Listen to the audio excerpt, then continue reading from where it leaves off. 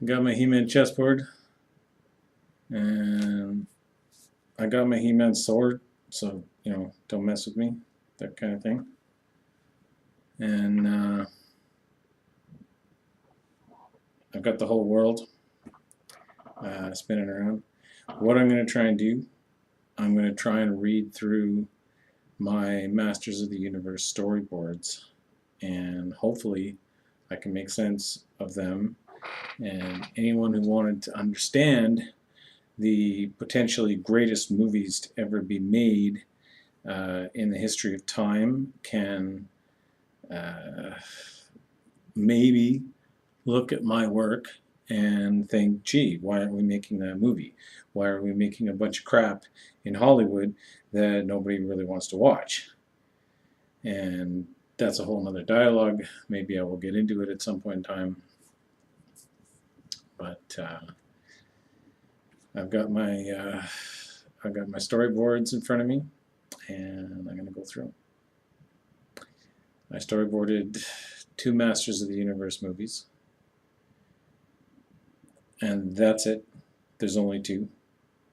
The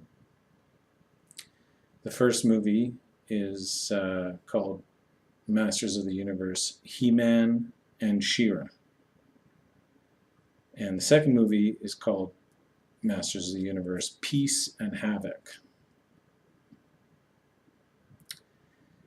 So in my storyboards, on the first page, I have an opening narrative. And the various movies that I storyboarded, there's an opening narrative. And in the first movie, it's a male voice. In the second movie, it's a female voice. And I mean, the whole movie is about boys and girls. It's about duality. There's a lot of symbolism in Masters of the Universe. That's a whole dialogue right there. Yeah, the opening scene to my first movie should show you the planet Eternia and its 2 moons. And this is a planet that I have described as spinning like a bowling ball as it rolls around its sun, rather than a top like the Earth. And due to this, there is a side of the planet that is always facing the sun, unless it is eclipsed by the 2 moons, which provide a nighttime darkness, and this is what we call the bright lands. And on the far side of the planet is the dark lands, and I described that that's where the dragons are, and people don't ever go there, or creature people for that matter. As the planet Eternia in the bright lands of Eternia, there's a lot of creature people, animal people, space pirates, people who've been affected by the magical 5th dimension that doesn't follow the rules of physics, that sort of thing. Anyways, the opening narrative is lengthy, and there's a bunch of images that I hope to portray in the opening sequence where you could see the landscape of Eternia. And I haven't drawn much of it, and I haven't 3D modeled much of it, but the opening sequence would show you the land of Eternia, the bright lands anyways. The dark lands we don't see much of because nobody ever goes there unless they want to muck around with dragons, and that's a rare thing. But speaking of dragons, the greatest and most powerful dragon on Eternia is Granomir the dragon, and he is the male voice. Whether you recognize it or not at the beginning of this movie, he will show up later on near the end of the movie. And so even if it's a surprise to someone who is first watching this movie, the opening narrative is done by a male voice. You might not know who it is. You might not even care. It should sound very powerful and ominous, like a great powerful dragon would sound. And the opening narrative I wrote always in sight of its star and moons, separated in light and darkness. Separated in light and darkness, I don't know. I'm writing a narrative to describe that there's a balance. There's boys and girls. There's a prince and a princess. There's natural magic and there's rock magic. There's a duality. So I write, Eternia, a truly mythical and graceful magical world, always in sight of its star and moon, separated in light and darkness. A planet gifted by life and shrouded by death. Merciless treachery and heroic bravery line the stories of dragon, monster, creatures, and men. A festive, idyllic kingdom long since developed in intellectual knowledge, but never ceasing to face trial and pitfall. It's a narrative. It could be rewritten, doesn't matter, but I think if you get the basic idea that at the opening of the movie you have someone describing a mythical, magical land of Eternia, and then you can see what Eternia looks like. And then there's a musical sequence that I have only drawn a certain amount of, but the musical sequence, I've I guess I could talk about my musical sequences. I've used a lot of stock music in reference in my storyboards, and this might confuse people. I don't think it's very confusing, but I certainly can't describe the music that would be in the musical sequences in the movie because they don't exist unless you were to use music that already does exist. So if I reference a classic band, in this case the opening musical sequence I put in as the Police, Sting and the Police, Wrapped Around My Finger, which is a beautiful song, and it works well. And during this opening sequence, you could see the bright lands of Eternia and see monsters and creature people and men. And I haven't really drawn much of that or 3D modeled much of that, but to understand that there's an opening narrative and then there's a musical sequence, I think that makes sense. I described that there would be scenes of mermen and birdmen and snake men and monk owls or monkey owls, and there's spiderfish and whatever. Hopefully it doesn't get too confusing, but Eternia is filled with various different people and creature people. Hopefully that makes sense. In the central ruling city of Eternia, there is a festival park in front of the Royal Palace. Next to the Royal Palace, there's a Bright Moon School of Magic, where students who have magic that we call weavers, you don't call them wizards. In Lord of the Rings, they're called wizards. In the wonderful Hanna-Barbera Filmation world of Masters of the Universe, we call them weavers, or at least certainly I do. There's also a laboratory, factory, garage thing that we'll see Man-at-Arms working in later.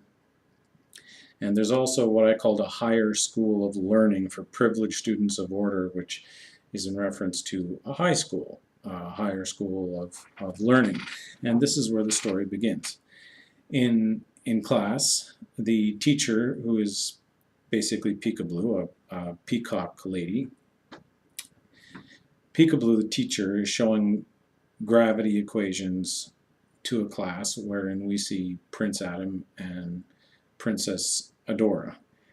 I think I should say that you should get used to this, because one of the big things that I did that I changed in my storyboards from what was done in Filmation is that this is not the He-Man show or the She-Ra show. This is He-Man and She-Ra. They're on the same planet, in the same place, dealing with the same problems. Local area problems like Skeletor, galactic invaders like Hordak, they're in the same place doing the same thing. Get used to it, it's about duality. If that's a big change that people couldn't handle because they're used to the Filmation Bible, then I don't know what to tell you, but this is the way to do the story, and Filmation didn't tell a proper story. Anyways, getting back to the storyboards, in class, the teacher is showing gravity equations, but she stops to wake up Prince Adam, who is basically nodding off, sleeping, or uninterested, seemingly uninterested. And I wrote that she corrects him in his his lack of kingship, which is to point out that he is a future king in a land that is ruled by, I guess I could explain this, what I would call a masculine regal order of kings, where boys become kings.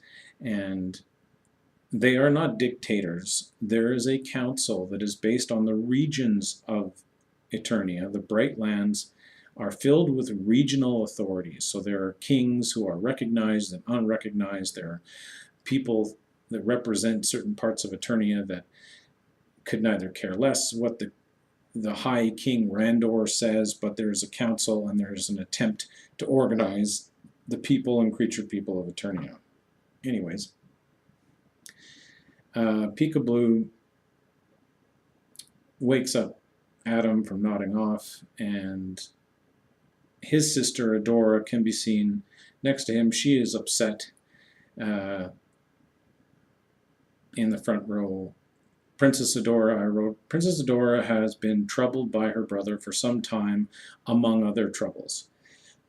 Princess Adora has a few issues. There might not be big, overwhelming, life-controlling issues, but as a princess, she's a girl, so she's never going to be king, and she's the twin sister of the prince, who doesn't necessarily show the greatest kingly behavior, and it bothers her that she will never even be asked if she wants to be the king because she's a girl.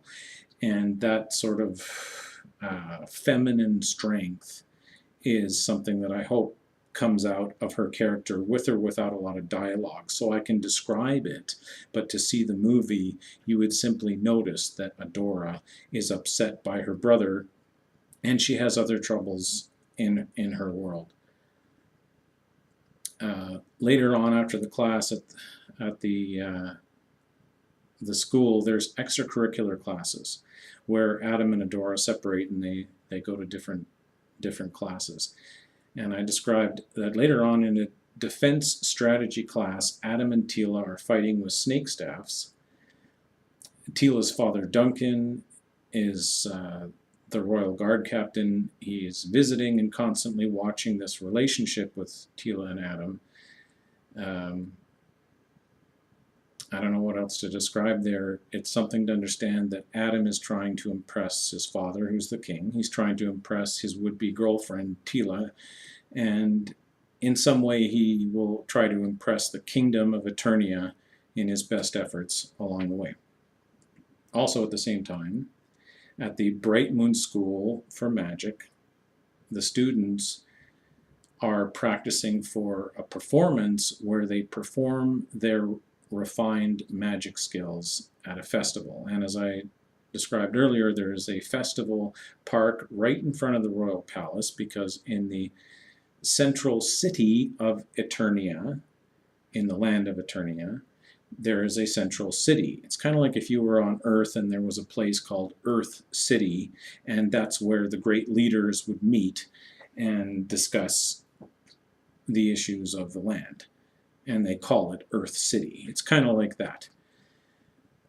Anyways, I 3D modeled an image of the students in class using fire and ice, and Bo, who is able to levitate and control an arrow. He fires a magical arrow through fire and ice in a circle through the air, and they're practicing this show of their skill with magic before an upcoming festival.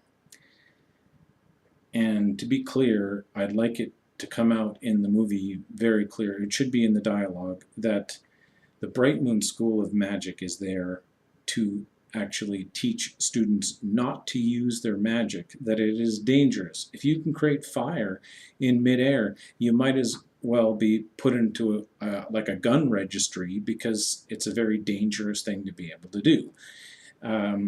It's the kind of thing that almost comes out in Marvel's X-Men, where there's all these mutants that have basically magic, or they have special abilities, and they get shunned politically. Well, on Eternia, they live with this, and they've lived with it for a long time. The people of Eternia are used to the fact that there are magic weavers, and they send them to a magic school where they teach them it's good to know how to use magic and the different kinds of magic that exist, like telepathy, being able to have a vision of something that is going on, or an empathetic vision of pain, as I described later on with Adora, that she has these visions, and the ability to control fire and ice, or to levitate, which is a very difficult magic to do, or to transmutate, which is very difficult to do, or to control someone's mind and make them see something in their mind, that kind of thing.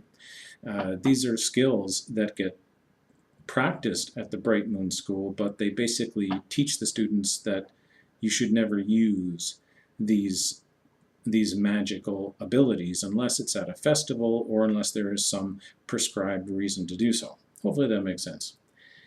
I certainly didn't 3D model Adora in this class, and the reason is because Adora exempts herself from this class, and I described in my storyboards that she uses royal exemption, that she has told the teacher that the teacher Castaspella that she will not be practicing in this class because she is the princess of the High King, and therefore it is a private nature or a royal nature that she avoid the common practices that go on in this school. She attends the school, but she doesn't practice the magic.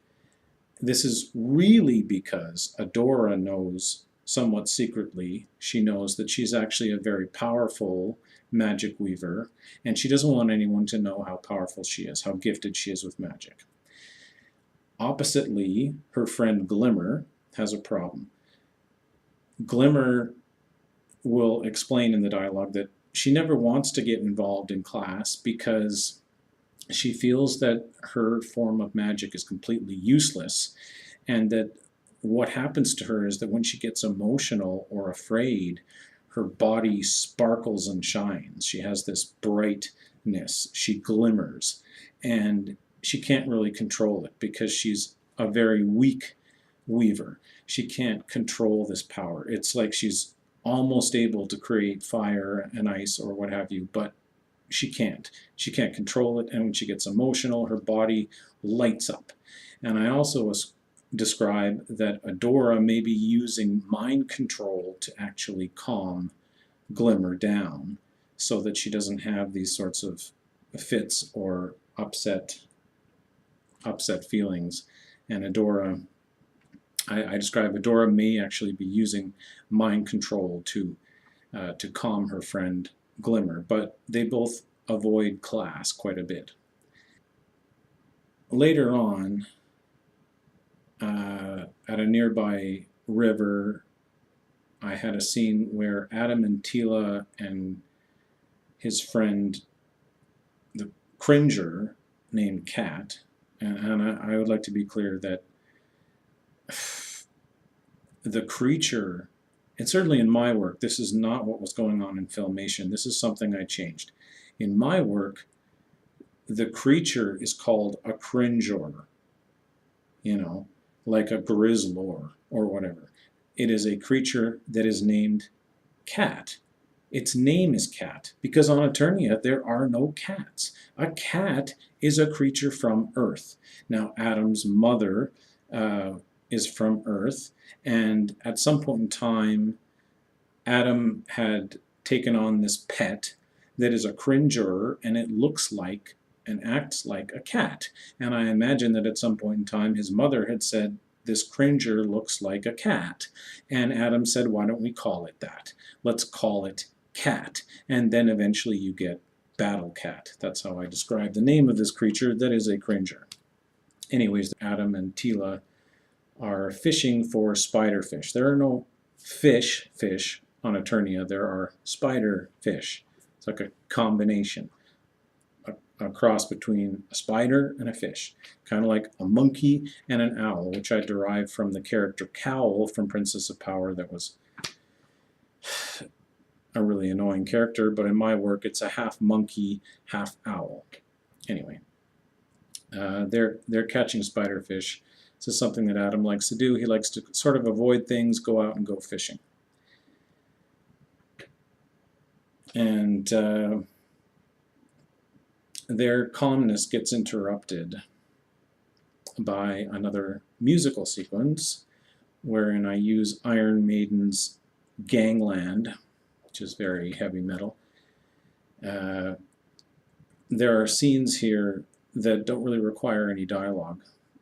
Actually, there's a lot of scenes in my movie that don't require dialogue, but nonetheless, there's a scene here where beast men and snake men, who are effectively working together, they attack the city of Eternia. The city of Eternia has a wall around it.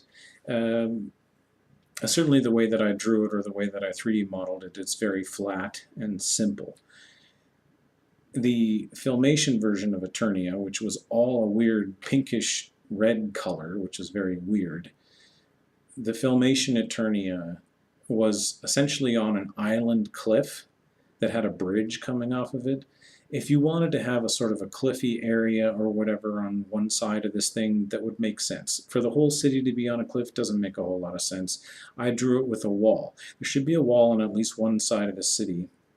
And it is actually very important to my story that there is a wall to keep out dangerous things and to help you understand that on Eternia, there's a lot of dangerous stuff out there. There's a lot of dangerous people and dangerous creatures in the land.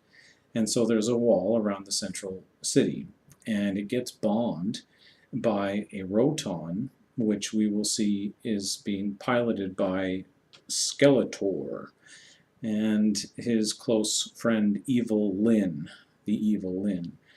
They're in a Roton, and they are commanding the Beastmen and Snake Men to attack the city.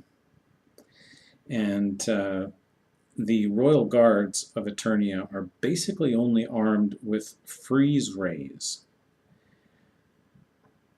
And I ascribed that in the land of Eternia, in the bright lands of Eternia, long before King Randor, the manufacturing, the heavy manufacturing of fatal weapons was outlawed. Now that doesn't mean that there are no weapons on Eternia. It just means that you might have to find a local person who's a blacksmith or whatever who could make you a weapon, and maybe you have an axe, and maybe you have a gas gun, or maybe you have a freeze ray, but there's no heavy manufacturing in Eternia. And at the central ruling city, they try to guard the place with freeze rays that don't effectively cause fatality, that they can shoot ice out of them. That's what I described in my storyboards. It could maybe be done differently, but to describe that the kind of weapons that people use on Eternia may be strange and varying from person to person or creature to creature.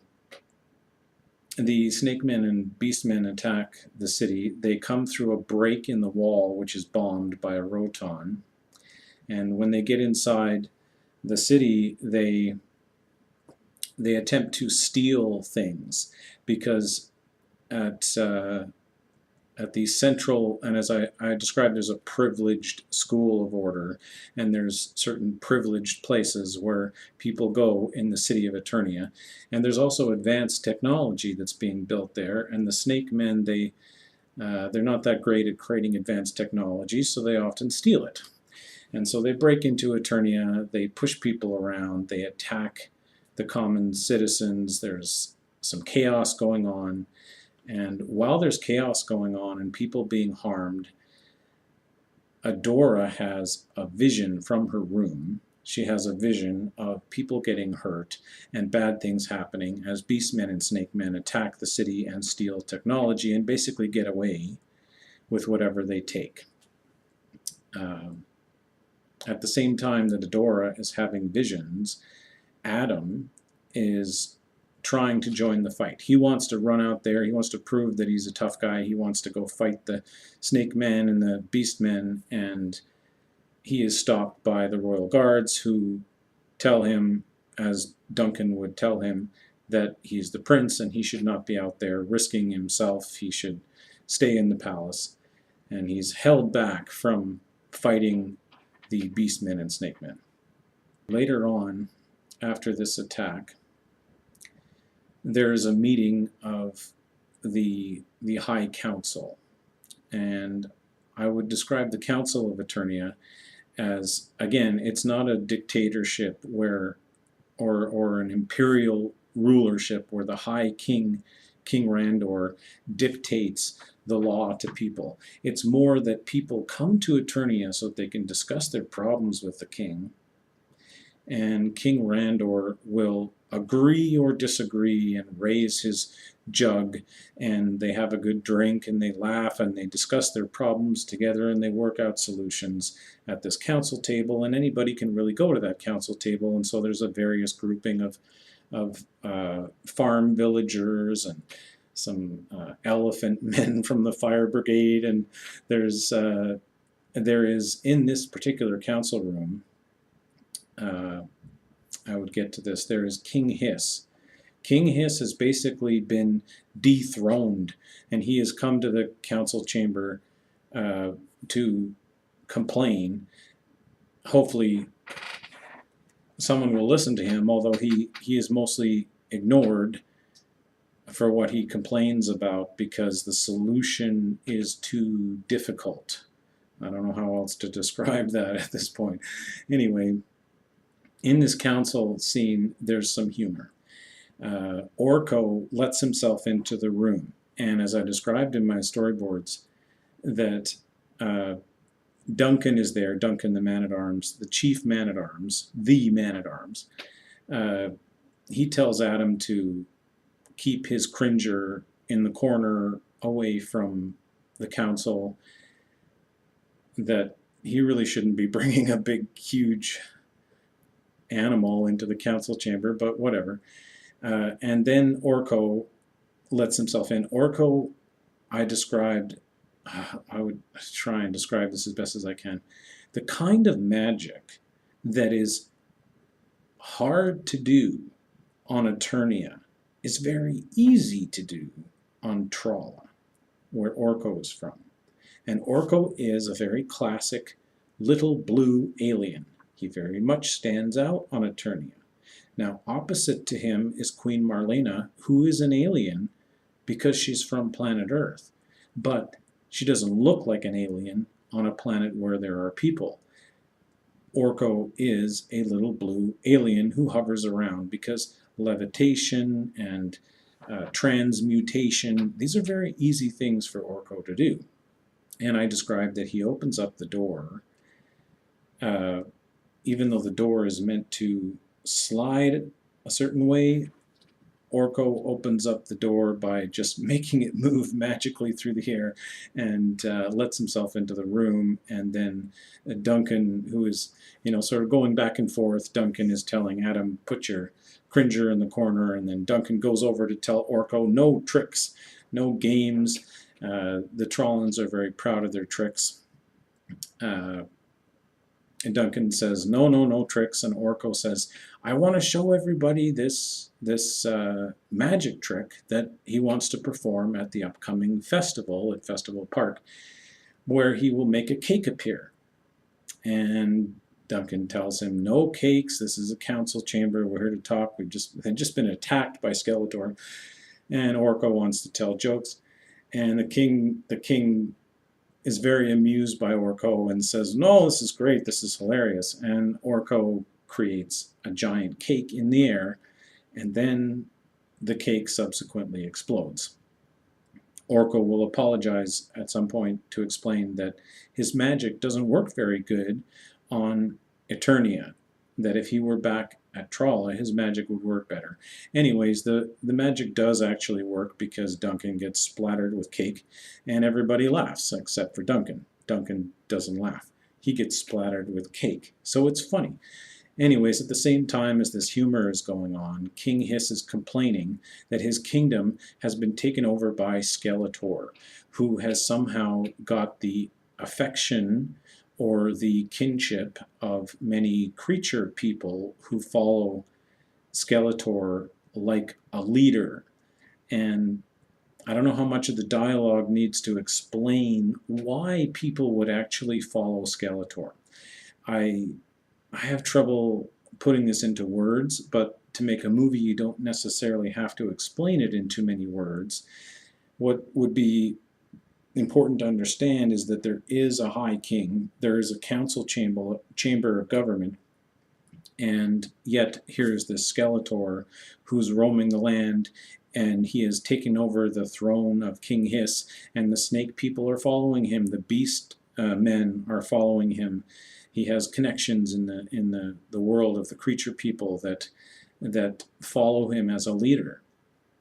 And this is sort of in spite of the nature of government in Eternia, where Randor should be the High King. And yet Randor dismisses this. Randor does not allow himself to worry about Skeletor, that Skeletor's intentions to be the king of Eternia don't affect Randor. I mean, they should, but in a way he knows that the kingdom has worked the way it's worked for a long time, and he's not going to let someone like Skeletor bother him, and it hasn't harmed too many people, or it hasn't harmed the big system. And that, sure, the snake men show up and they steal things once in a while, and maybe some people get hurt, but people have the right to protect themselves, and if people want to hurt each other, there's very little that the government can really do about that. They can just ensure that the people know that it's up to them to protect themselves.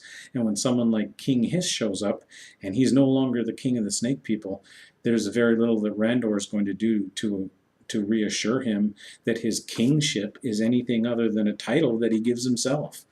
And sure, he can come to council, but he's going to be somewhat ignored.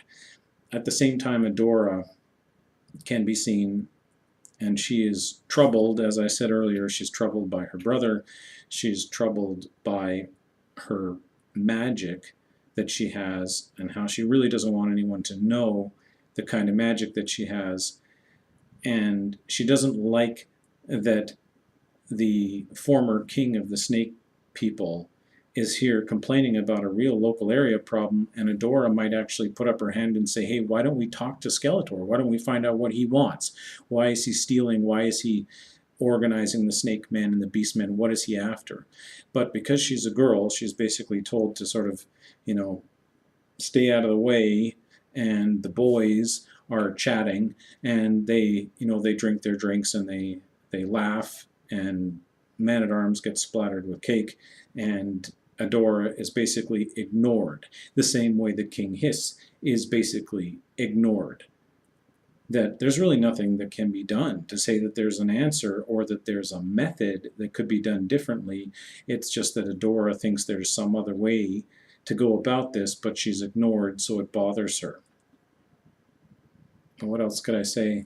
I had described that Orko, when he uses magic, would rhyme.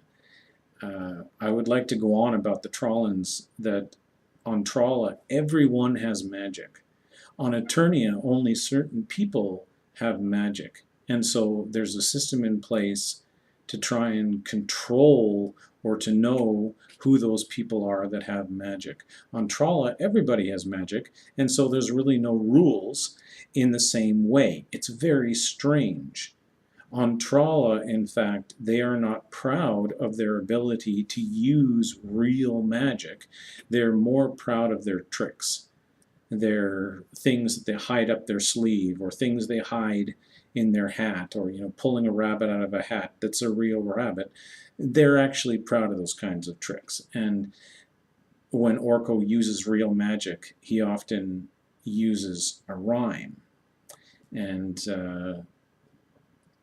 I had wrote in my storyboards that Orko said, cake in here, cake appear, or something like that, and then the cake appears, and that he's rhyming as he does magic, and so it's interesting and it's fun.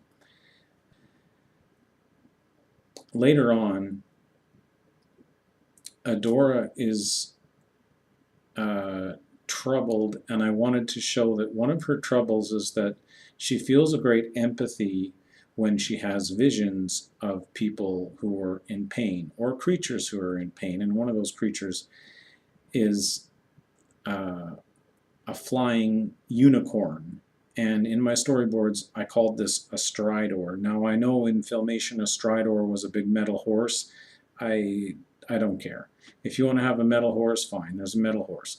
But as long as you understand that on Eternia, they're not called horses because they don't have horses on Eternia. They would have a flying unicorn. It's not the planet Earth. They don't have the same creatures. They would have something else. And on Eternia, they have a flying unicorn, a pink flying unicorn, who we come to know as Swiftwind. And Adora has this, she has this vision that there's this unicorn who is being attacked by the other unicorns.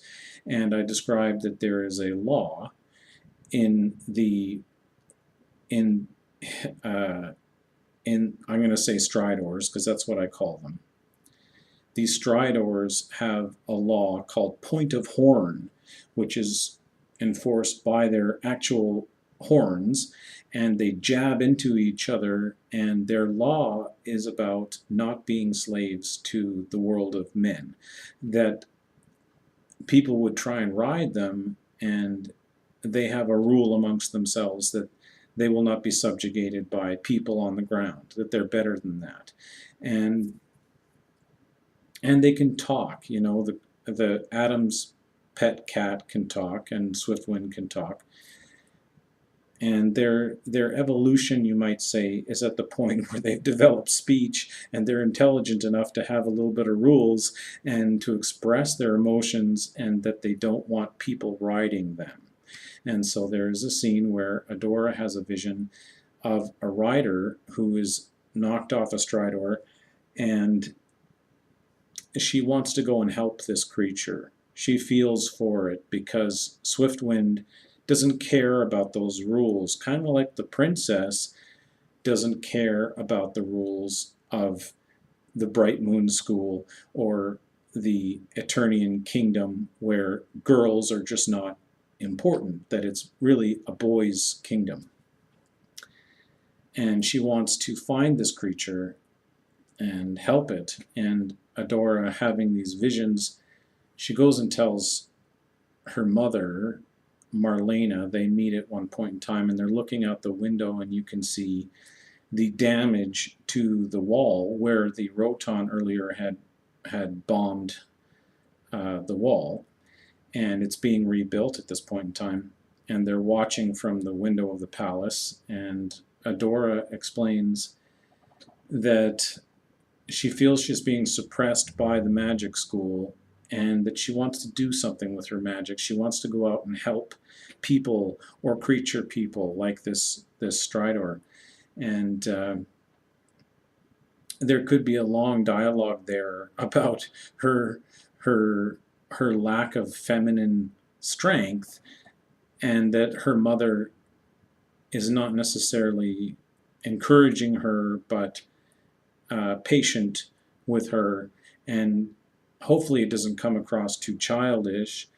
To me, it's hard actually to describe how old Adam and Adora are, because they could be in their later 20s, in which case going to school and having these little issues is fairly childish. If they're more like high school age, then they're trying to deal with problems. They're trying to deal with, you know, relationships and how they view their world. So to me, it's kind of difficult to describe how old Adam and Adora is. And that's also because when they turn into He-Man and She-Ra, those are like mature adult hero people that hopefully don't look childish. They look mature. If you see He-Man, if you think of He-Man, certainly from Filmation, you think of He-Man as a big tough guy, as a grown man. So it's a little troubling to me to try and picture how old they are, but that the problem that Adora has is that she feels small. She feels bottled up, and she wants to express herself. Hopefully that makes sense. And Adora will go out eventually and find this creature, this Stridor. At around this time also, Adam meets with Duncan, the chief man-at-arms, And he wants to know how he can impress his father and how he can defeat this Skeletor who attacked the kingdom. And Duncan tells Adam that as the future king, unless he's challenged, this is a rule that I thought up, that it wouldn't simply be that, like the monarchy and the kind of failed kingdoms of planet Earth, where boys become kings and no one else gets to become a king. On Eternia, the king can be challenged. To say that Adam is going to definitely become the next king is not true. He could be challenged by someone, and Adam feels challenged by Skeletor. He feels that even though Skeletor might not even know who Adam is, doesn't necessarily care, that Skeletor has his own world that he lives in. Adam feels threatened by Skeletor, and he wants to make his father proud, and he wants to go fight Skeletor. And Duncan explains to him that as the future king, unless challenged, he has the privilege, as a prince, to enter the Castle Grayskull and to speak to the sorceress, who is a volunteer keeper at that castle. And that the castle, which has a secret location, is only meant for people of privileged order to go there, and high kings. But nobody really typically ever goes there. But Adam will. And Adam rides in a Wind Raider with Cat, and they fly to the this ancient castle. It's a well-built castle, and I described that it is built on top of an abyssal mine, that there's a really ancient mine. It's not just a dug hole around the castle. There's a deep mine where they dig for crystal ore. And that there's a face on this castle, and this face has big teeth on it. So, to be clear, this is not the skull of a human being. This is actually a pigman. This is to recognize that the Castle Grayskull was built by the pigmen at some point in the past, and it is now being looked after by these bird people, of which the sorceress is one of these bird people. Now, I'm sorry that in Filmation, the sorceress was a weird lady with like a bird taxidermy hat on or something, and she kind of looks like Isis from ancient Egypt, who Isis turned into a bird and came to Earth to find Osiris or Ramen or whatever, and put his body back together because he'd been chopped up into 13 pieces, or blah, blah, blah. And there's symbolism in Masters of the Universe, but nonetheless, in my work, there are creature people or animal people, and there are regular people. And the sorceress is a bird lady, so deal with it. She's not a weird lady with a bird hat on, okay? Anyways, they get to the castle, and the drawbridge, the drawbridge opens up, and Prince Adam, who's recognized as the prince, is led into the castle, and Cat, the Cringor, is scared. And it's something to understand that Cringor is often scared. I would even describe, not in the dialogue necessarily of the movie, but I would describe that these creatures who are friends with Adam and Adora, Adam's friend Cat, the Cringor, and Adora's friend Stridor, Swiftwind,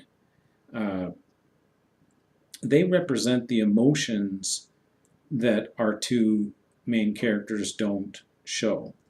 So when Adam comes to this big, ominous secret castle with a big skull face on it with huge fangs, and the door opens up, he doesn't show 1 ounce of fear, but his friend Cat is very scared. The Cringor cringes. He is scared easily, but he will follow Adam wherever Adam goes. And I had a line that Cat would say, "I don't want to go in there," or something cute. There's not a huge amount of dialogue actually in my storyboards as written dialogue, and I get people who tell me I should write a script, and I'm like, what script? This is a hugely visual movie. There's not actually, in my mind, a lot of actual dialogue that couldn't be written in effect as you make the movie almost. I mean, there's certain things that you need to be clear about. There are certain lines that are in my storyboards that I think are very important, but to say that, you know, Cringer is scared and he sees this big skull-faced castle and the drawbridge opens up and he says, oh, I don't want to go in there. But they go in there.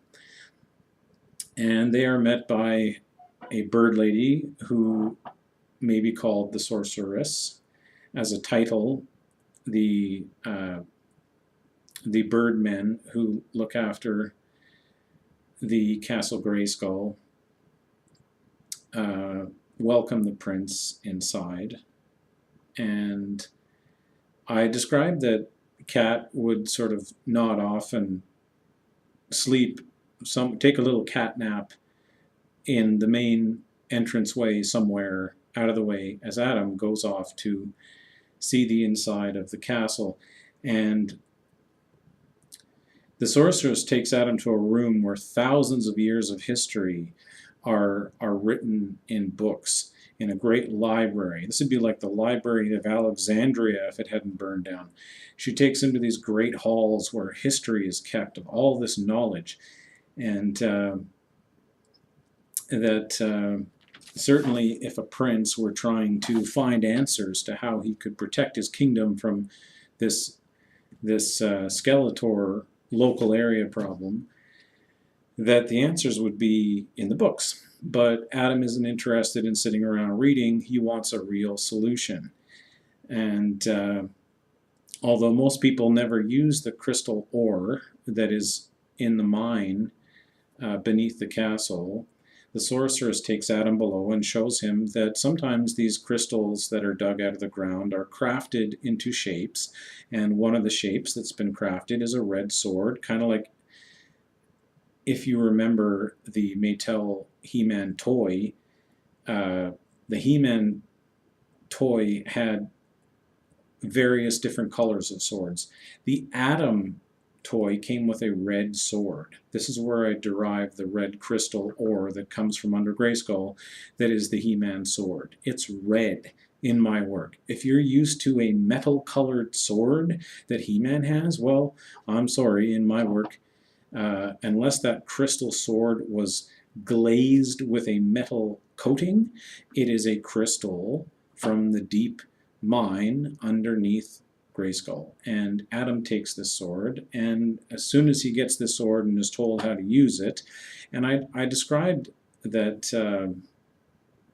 in order to use this crystal, perhaps the person using it would have to actually apply their blood to this ore. That it's not just like you hold up a sword and it's like flipping a light bulb switch and you just turn into He-Man, that he would perhaps cut himself onto the crystal and that the crystal would react with his blood. But I mean, that's just something that I had put in my storyboards,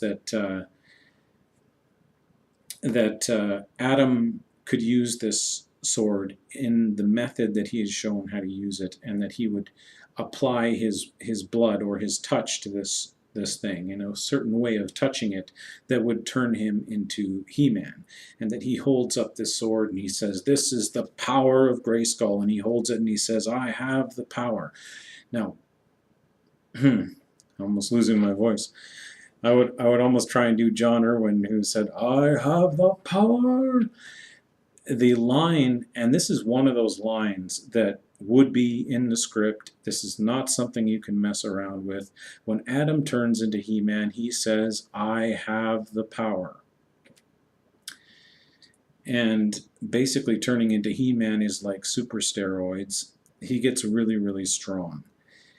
I wrote in my storyboards that the sorceress tells Adam that if he applies blood to the sword, that he will become the strongest man. He will be the fastest man. He will be he who is man, He-Man. And Adam swells up with muscle and his shirt rips, and he turns into He-Man.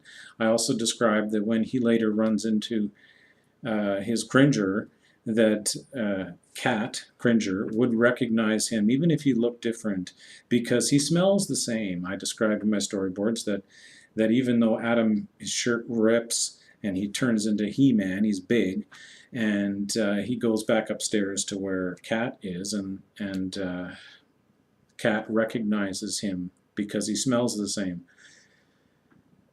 So that is how Adam turns into He-Man. Now, I would be clear that, again, it's not a light bulb switch in my work. In Filmation, He-Man would just whip his sword out of his butt and he would say, you know, by the power of Grayskull, and he would turn into He-Man, and then later on he would turn back into Adam, and it was just like this thing that he turned on and off whenever he wanted to. I mean, it's kind of ridiculous. Why would you do that? And I've heard these various arguments from people who don't really have any plan or any vision, and they say, well, it's about a secret identity. It's not about a secret identity. It's not. It's about a prince who's trying to make the kingdom proud of him, and more than that, he's trying to make his father proud of him, and he's trying to impress his girlfriend by using the super steroids and turning into He-Man. It's really not about a secret identity. He doesn't wear a mask like Batman. He doesn't hide. He is Adam, and at this point, he's big Adam, and he can't turn it off. Anyways, as Adam leaves Castle Grayskull and he goes back to the Kingdom of Eternia, we are taken to a scene where the circular wall, or the protective wall that had been bombed earlier by the snake men that are following Skeletor, the wall is being repaired by a crew. And there is a large, I describe him as a large but rather slow-minded man who is helping to build this wall. And one of the last blocks that's being put into place is hard to put it into place, and it needs to be strapped in, and the crew needs to go all the way around the wall because they need to get on the other side of the wall and help push this block, this large block, into place. And that this one guy on the crew is left there to hold the block and try and stop it from moving, and he's told, don't try and push it into place yourself. The scaffolding isn't very strong. Just stay there, wait for the crew to go around, and they'll help push the block into place from the other side. And this guy's a little bit slow, and he tries to push the block himself. But as he's doing this, there is also in place some royal guards who are there. They look the same as Duncan. They all wear this green Eternian Guard outfit. But this is not Duncan. There is another character here who is very important, who is an Eternian Guard. And the point being that this one particular guard who's there notices that this slow-minded crewman is not listening. He has sort of decided that he's big, he's kind of strong, he's going to try and push this block into place himself, and the scaffolding is wobbly and it gives way, and this giant block falls down and crushes him, and he is in a terrible accident. His dim-witted actions have caused him great harm, and this guard who's watching is basically just watching. He doesn't say anything, he doesn't do anything, he just kind of stands there and chuckles it over like this is his own problem, this man who's been hurt. And so there's a medical call that goes out, and the captain of the Royal Guards, Duncan, shows up, who has just met with Big Adam. I describe him as Big Adam in my storyboards. That he would be called He-Man is really because of what he's wearing.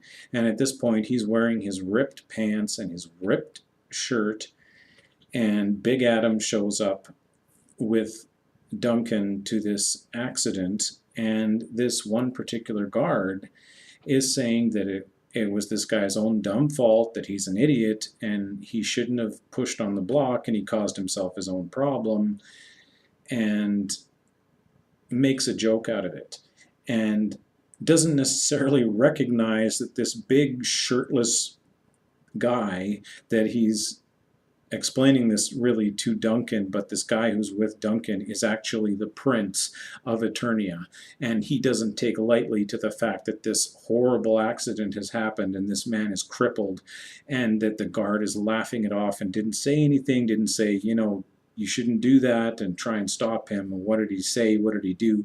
They get into a bit of a kerfuffle, and this guard man's anger at this weird, big, brutish guy who has no shirt on, they kind of get into a pushing, shoving fight, at which point Big Adam swings his left hand and punches with his right hand, and immediately this guard's right arm is shattered in blood and bone, and his punch to the guy's jaw, and his jaw shatters, and this guardman is left on the ground in brutal pain. And Big Adam realizes that he doesn't just have big strength, he doesn't just have big muscles, he is He-Man. He is actually super strong. He's like Superman. He's not just big muscled, he has a lot of magic-driven power of Grayskull strength. And when he punches this guy, he doesn't just punch him, it shatters this guy's jaw, and he's left on the ground, barely able to speak, choking on his own blood. And Adam realizes what he's done, and he feels bad about it. He didn't mean to cripple this guy. He was just trying to push him and have a little fightsy fight, a little boyish, brutish fight with this guy, and causes someone else to be hurt in a really, really bad way. And Duncan tells him that not to worry about that guy right now. He can use his strength to help the other guy.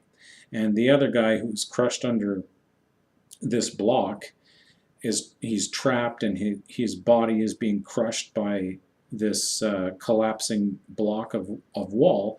And Big Adam, or He-Man if you will, picks up the block easily, like it's made out of styrofoam, tosses it out of the way, and as soon as he does that, He-Man, Adam, runs away from this place. He is ashamed of what he's done. He had no idea how strong he was and what he's capable of doing with his strength.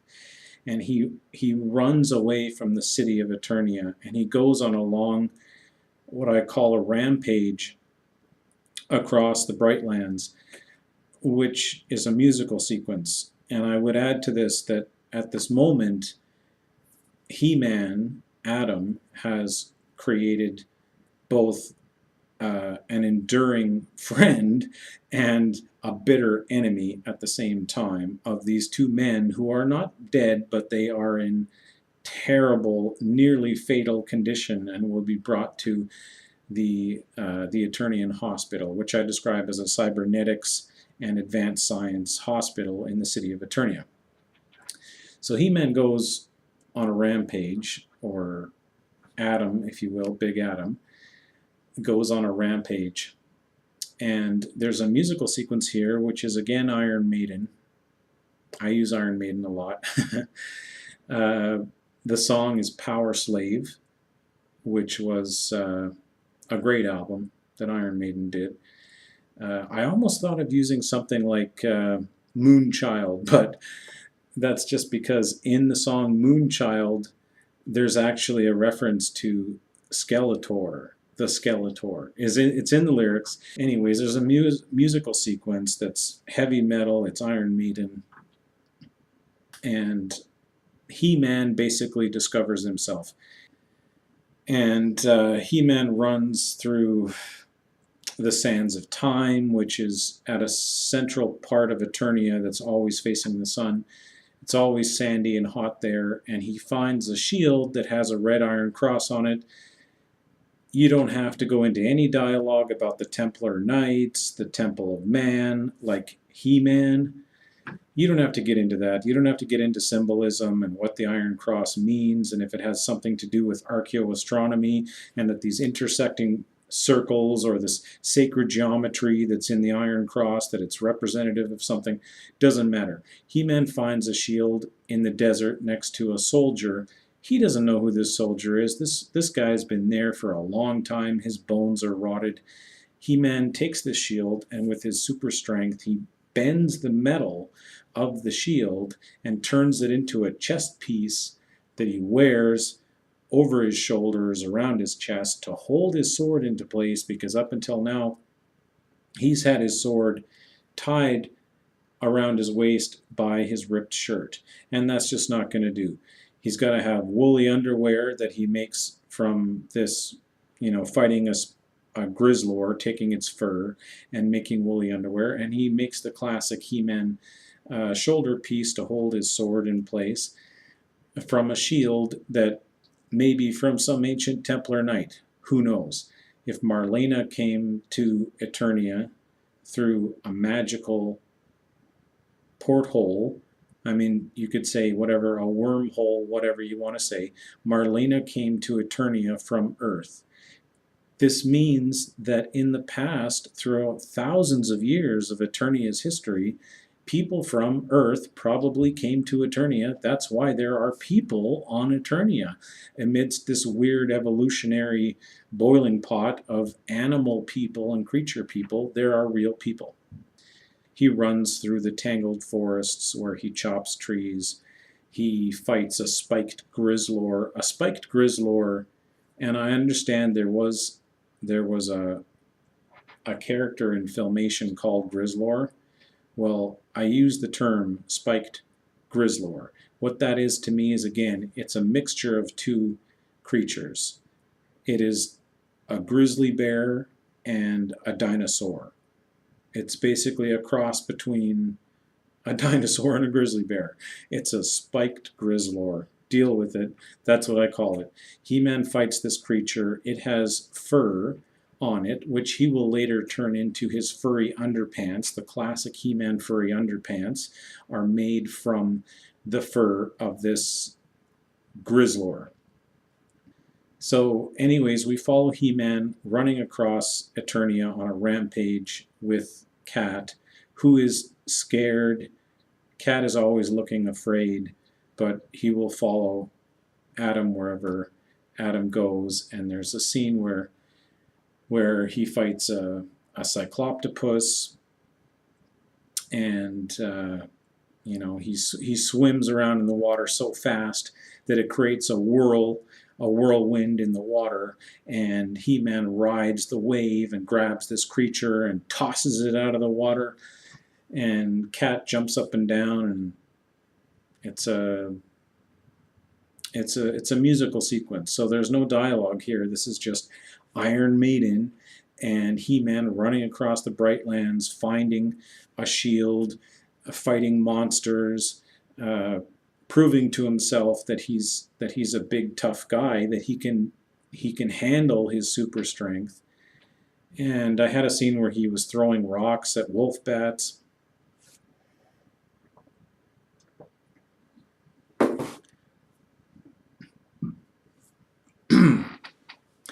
I might talk about the red saddle that Cat wears as he becomes Battle Cat. This classic red saddle that Cat wears. I figured that the cringers were often used by the Eternian guards, and they were given saddles, and this particular cringer has a red saddle, which is this royal color because Adam is a prince, so there's a royal red saddle for Cat. And He-Man goes to the ice peaks and fights a polar, which is sort of like a polar bear. A polar, it's actually more like a snow monster. and what have you. He runs across Eternia and fights creatures and proves that he's a big tough guy. And after Adam, or He-Man, comes back from his rampage, he goes to the council chamber where he tells King Randor, his father, and the people in the council chamber that he's going to go off and deal with Skeletor. He's going to go deal with this problem that King Hiss has been basically dethroned, and He-Man's going to deal with this threat to the kingdom, this local area problem, Skeletor, and King Randor is very proud of him. And that in this scene there's a royal chair that is empty because Adora is not there. And I also described that there is a pigman there who is representing the pig people, the pigmen, and that he leaves this council room in a very obviously puzzled way. That He-Man, who has gone to Castle Grayskull, which was built by the pigmen, that He-Man has taken some of the crystal rock, the rock magic from Castle Grayskull, and turned himself into He-Man, and that this is puzzling or disturbing to the pigman who leaves this council room very quietly but ominously. And again, there's a chair empty because Adora is not there. Adora has gone out to go and find this Stridor, Swiftwind, and they become friends. I had described that Swiftwind is walking around on the ground instead of flying because of Point of Horn, this punishment that the Stridors have for allowing someone to ride them. So Swiftwind is walking, and Adora has these visions of pain. She has these empathy visions, which are actually a lot like the Spidey sense, if you think of Spider-Man, who was aware that something bad was going on, and so the Spidey sense would go off and he would have to go and deal with it, which is actually one of the only superpowers of any superhero that's ever been created that has a storytelling dynamic to it in the growth of the character, where Peter Parker is a guy who doesn't have any reason to care about crime or other people's problems. He gets this Spidey sense, which forces him to be concerned about problems. Oh no, the thieves are robbing the bank, or something's going on. So Spider-Man goes off and deals with it. And eventually he would get good at response, and if he got really good at prevention, he might get himself squashed like a spider. Anyways, I don't need to go on about Spider-Man. But Adora knows where this creature is. It's walking around, it's been hurt, it's been jabbed, it's hurt. I described that it might actually be attacked by something I called an electro-vine. This was actually in an episode of the original Filmation where there were these big vines that would grab onto you and try to electrocute you.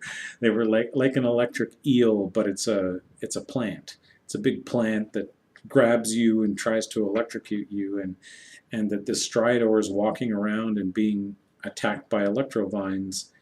And I also described that Adora would go looking for this Stridor, or Swiftwind, with her friend Glimmer, and that potentially there could be some dialogue with Adora and Glimmer where we learn a little bit more about their relationship, or how Adora feels about the kingdom, or how Glimmer feels about how useless her magic is, and how sort of clingy Glimmer is to Adora because they fit. They make good friends. So Adora rescues this Stridor, or Swiftwind. And again, I know Stridors are a mechanical horse. I don't care. Stridor is also the name of the guy in Lord of the Rings, but we're not talking about Lord of the Rings. That's like a 6-hour walk through New Zealand. Oh, look, there's an elf. Anyways, So Adora and Glimmer find this Stridor, and its name is Swiftwind. And Adora tells Swiftwind, who can talk, it's a talking, flying unicorn thing, and Adora explains that she is the princess of Eternia, and Swiftwind is very impressed by that. Swiftwind, who is a girl, a pink flying unicorn. I would also describe that in Filmation, in the Princess of Power show, and I've seen girls laughing at this, the voice of Swiftwind was a male voice in the show. And I'm sorry, but a pink flying unicorn to me is a female and it should have a female voice. Anyways, they talk, and Adora is very impressive to this Stridor because she's a princess. And they get along really well because they both sort of break the rules. Adora is a princess by title only. She's never really going to get to be the ruler of anything. Nobody listens to her in the council room. Her brother, who sleeps in class and goes out fishing and beats the tar out of people, and by the way, she has visions of that pain. So when the guy gets crushed by a boulder or this other guy gets his jaw smashed, she sees that. She has an empathetic vision of that, and she's very bothered by her brother. And we'll see that throughout the movie, that He-Man will run around doing what he's doing, and he doesn't necessarily realize that his twin sister is visually seeing what he's doing because she can see that. Also, Skeletor has the ability to see what's going on too. Anyways, so Adora teaches her friend Swiftwind that it's okay to fly, that if you want to go flying, you can go flying. And Adora rides her friend Swiftwind, and they go to Snake Mountain, which I suppose it should be clear to some point that Adora has been to Snake Mountain before. She knows excuse me, she knows where Skeletor is, and she's been there before.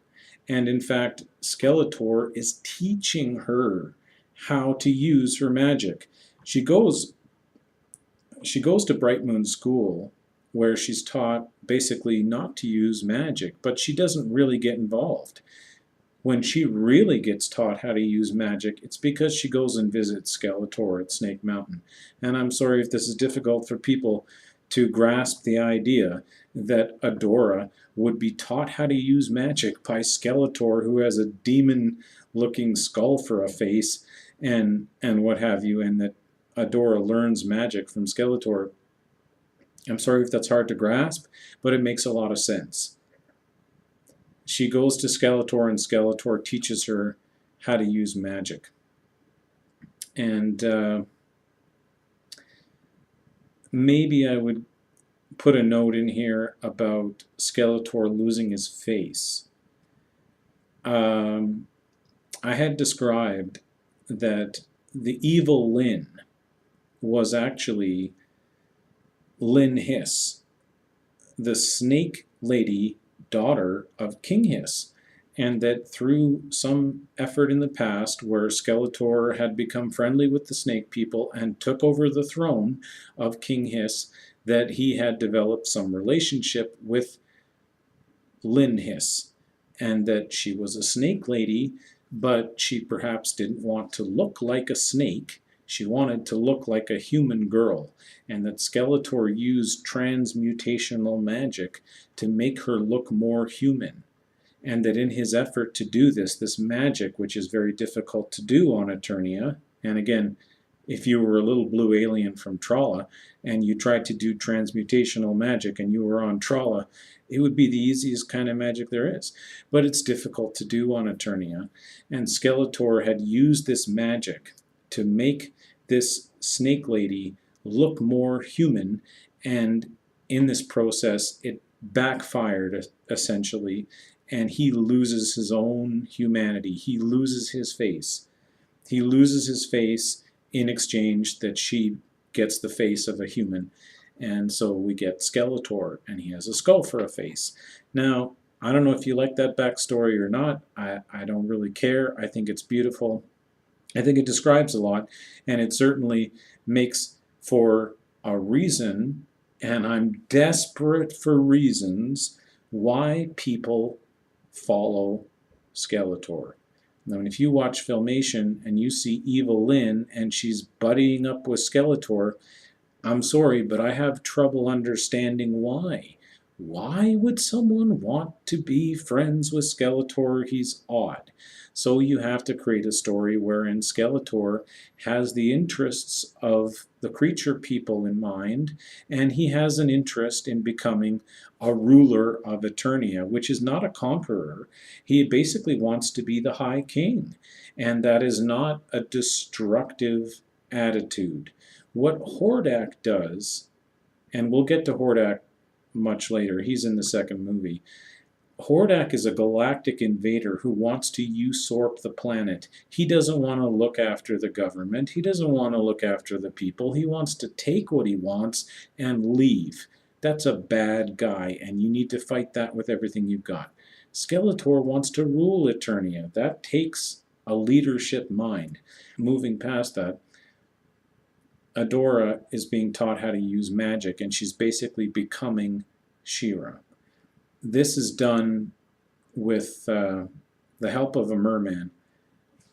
The mer people, I had described this, and I want to go into some detail about it. The mermen farm these pearls, and this is a big change because in Filmation, She-Ra had a sword. Just like He-Man had a sword, She-Ra had a sword. I think it's really silly. I think She-Ra should have a pearl staff, kind of like the one that's behind me. Kind of like Sailor Moon has a pearl staff.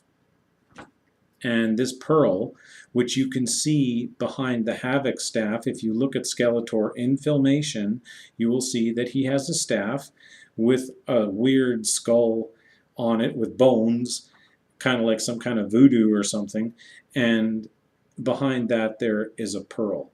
And that this pearl is actually the key to magnifying what is already a powerful magic, a weaver of magic, to magnify their power.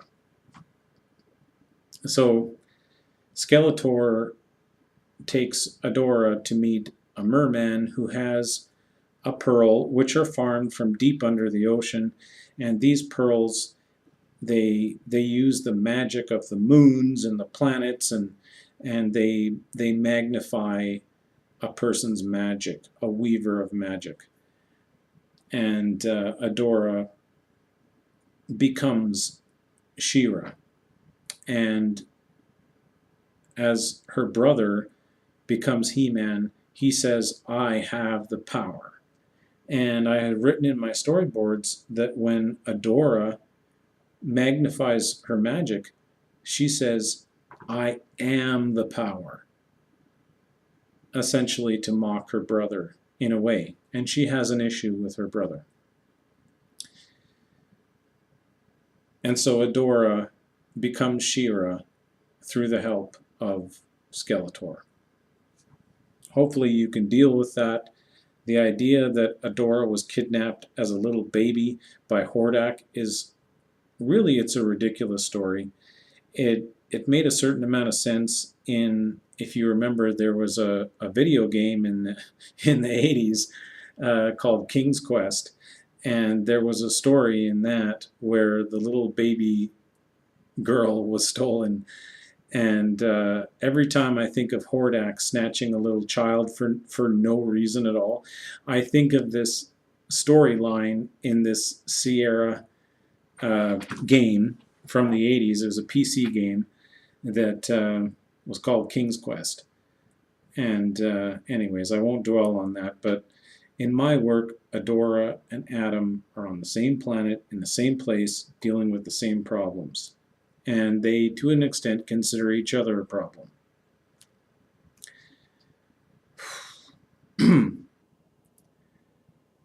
So continuing, She-Ra is now in a musical sequence, just like He-Man was in a musical sequence. The music that I use here is Lorena McKennett, who's a Canadian alternative, classical, Celtic artist. She's amazing. I want to have her babies. The Lorena McKennett song Santiago, which is beautiful, and it's mostly instrumental. Adora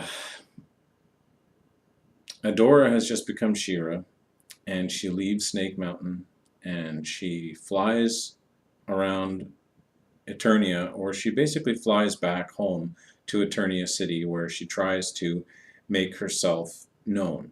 I had put in my storyboards that she burns her name using fire magic into the wall of one of the buildings, or big piece of graffiti maybe, but that doesn't necessarily have to happen. That she tries to make herself known. She flies around with Swiftwind, proclaiming that she is She-Ra, the princess of power, and nobody really notices what she does. I had a scene in this musical sequence where She-Ra and Swiftwind rescue, I said it was a pig man, it could be any kind of creature person, but that she tried to rescue someone from a tar swamp, and that was a struggle for her because she's not about strength, she's about magic. And she can see that someone is in trouble, so she sees that there's this pig man in a tar pit. And I take this from one of the episodes of She-Ra where she was in a tar pit with a pig creature. Anyway, she tries to save this creature from a tar swamp, and it's difficult for her. It takes a lot of strength, and she doesn't get appreciated for what she does, whereas her brother He-Man goes around and he could do just about anything and people will love him for it. Anyway, She-Ra, in this musical sequence, I put in that there was a scene where there were mermen attacking a creature, a sea creature that She-Ra can sense, and she shows up.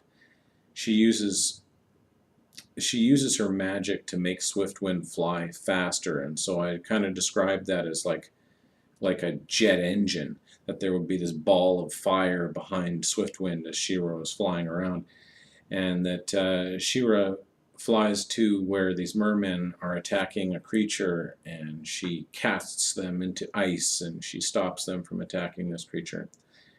There's a lot of fire and ice in my movie. I like fire and ice. It reminds me of classic animation like Ralph Bakshi and what have you. Frank Frazetta. Sure. Start naming names.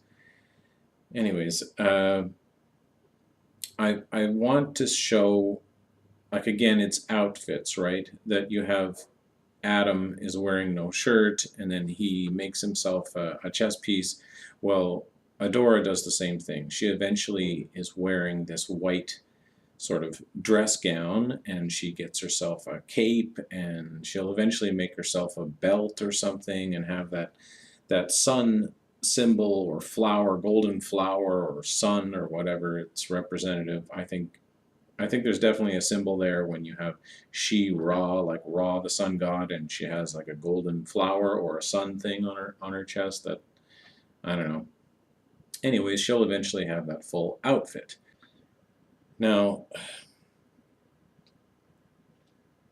there is a scene with He-Man going to Snake Mountain to fight Skeletor with Battle Cat, and again, Cat is scared of a mountain that has a giant snake face on it, but he will go wherever He-Man will go. And I think you will start to see Battle Cat, to say that He-Man's magic sword will turn Cat into a bigger, stronger version of himself, a big, tough super cat That could happen. I don't have anything against it, but it also doesn't need to happen. The fact that he's a big green cat, he's a big green cat. The fact that he's able to carry a person riding on his back is pretty tough anyway. I don't know if he needs any super strength or not, but it could happen. It doesn't matter. He-Man has the magic crystal. He can turn his cat into Battle Cat if he wanted to. It's irrelevant.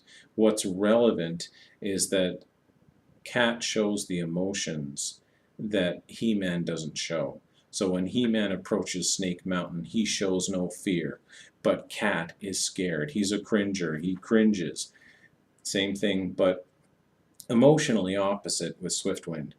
That when She-Ra is feeling proud of herself, she's also sort of whimpering because no one notices. And Swiftwind is always going to keep her horse head high. That unicorn horn is going to be dangling around, and she's just really proud of herself. And so they encourage each other. So when Swiftwind is with She-Ra, she's like holding her head up high. So I took a scene right out of one of the episodes of Filmation where He-Man goes to Snake Mountain and he just punches right through the wall of the mountain. And in the episode of the show, He-Man punches through the wall and all this rock falls down, and he stands there and he says, "Doesn't anybody clean up around here?" And it was just one of the best lines that John Irwin ever did. And so He-Man goes into Snake Mountain, and he is confronted with the trickery or the magic, the evil, if you will, of Skeletor, because He-Man doesn't get to fight Skeletor. When he comes into the mountain, he is immediately attacked by his best friend, Battle Cat, who has been taken over by a mind control from Skeletor, who uses his magic to make Cat attack He-Man. And suddenly He-Man is not accomplishing what he came there to accomplish. You understand? And so he doesn't want to hurt Cat, and he throws Cat out the hole in the mountain, and he'll deal with him later. And then He-Man is surrounded by fire and fear and what could easily be an illusion, because Skeletor is not only capable of creating magic, he's capable of creating illusions. So He-Man is blinded by fire and mist and doesn't even know where Skeletor is. Can't even find him. But he is met by the Snake Men who live in Snake Mountain, and he didn't come there to fight them. They have their right to live. They have their right to have their home and their weapons and to look after their region of the Brightlands. There's no purpose for the prince to come down there and bully these people, these snake people. They have human rights, if you will, or creature people rights. They don't have any reason to be invaded by the law or by the government. And it's the same of any government officer coming to your house and busting in. People don't like that, and they get very resistant to that. So He-Man ends up fighting Snake Men. He doesn't want to fight them, and he ends up leaving because he is unaccomplished. He came down to fight Skeletor, but he never even got to face Skeletor. He faced the mist, the fingers that are Skeletor's magic reaching out to He-Man and blinding him. And so He-Man leaves, and he curses this place as evil, which is where you get a title like Evil Lynn. She's evil. She's in this evil place, and He-Man is unaccomplished, and he leaves and tries to make sure that Cat is okay because he just tossed Cat out the side of the mountain, so Cat might not be okay. Following her pronunciation in this musical sequence, She-Ra will go to Castle Grayskull, and she is only able to approach the castle. She's not let in, and she will find that her natural magic doesn't work very good around the Abyssal Mine, that the crystal rock magic has a way of influencing her ability to use her magic. And when she gets there, she yells to the keeper of the castle, to the sorceress. And I wrote in my storyboards that that Shira says that she will hold the bird woman under detainment for crimes against the kingdom, that she will be arrested for this, that she will be put in prison, that she will be suffering consequences for her crimes against the kingdom. And she says that you have allowed my brother to become the menacing and destructive character that he's become, and without better judgment. And that Shira feels that her judgment on her brother is better than the judgment of the sorceress to give him the crystal sword. Anyways, I put that Shira's magic is repelled, and that she has a lot of trouble. She can't get into the castle. She can't really do anything about the sorceress, who very quickly uses this crystal rock magic, which brings out your better character, your inner creature, to say that it makes Adam into He-Man because he is a man, and it makes him more of a man. With a bird lady, it turns her into a bird, which is Zor. And in my work, Zor is a really, really big bird. And Zor screeches out and defends the castle from invaders. That's what she does. And to her, Shira is an invader. She is not the king. She's not the prince. She's not here under privileged order. She's making ridiculous threats. And so the giant bird that is Zor snatches up Shira and Swiftwind into its beak and flies her away from the castle and drops her down by a river and then flies away. Now, I could add in here that I think that it takes a certain kind of magic to transform back, like for He-Man to go back into Adam. It takes a certain kind of magic, probably the magic of a dragon. And I didn't necessarily draw it or 3D model it, but I imagined that when Zor wants to turn back into the bird lady, she needs to call upon a dragon to come and use the great magic of a dragon to turn her back.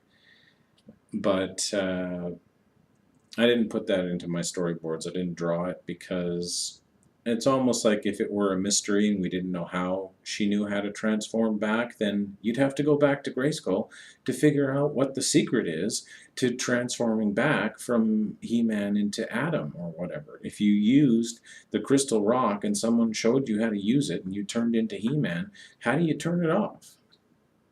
Well, in Filmation, you just whip the sword back in your butt and you're fine.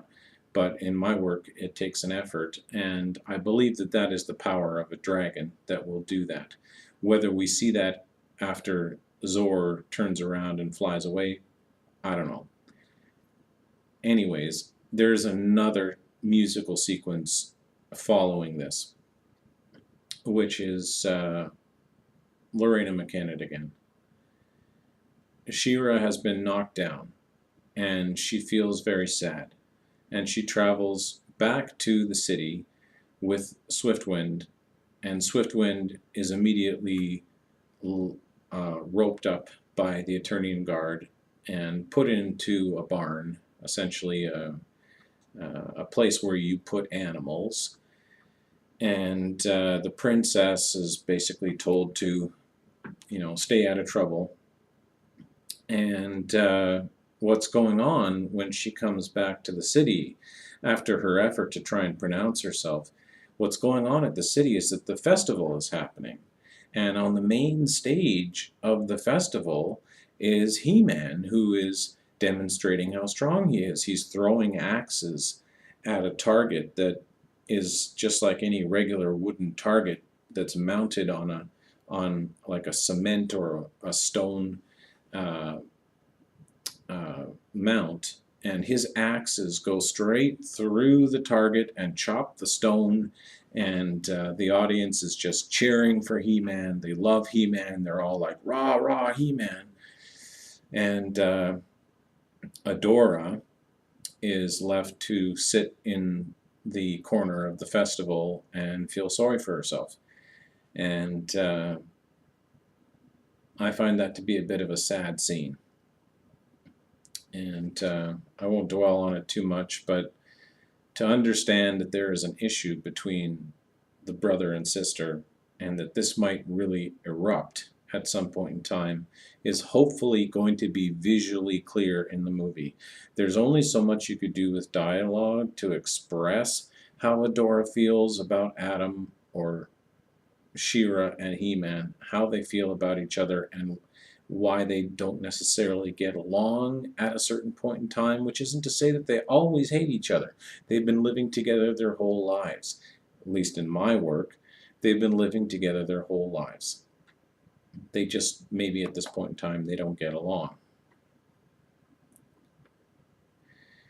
I think it's important that we see the cybernetics hospital, where these two men who earlier had a terrible, tragic accident are now being looked after by Peacock people who are the doctors there.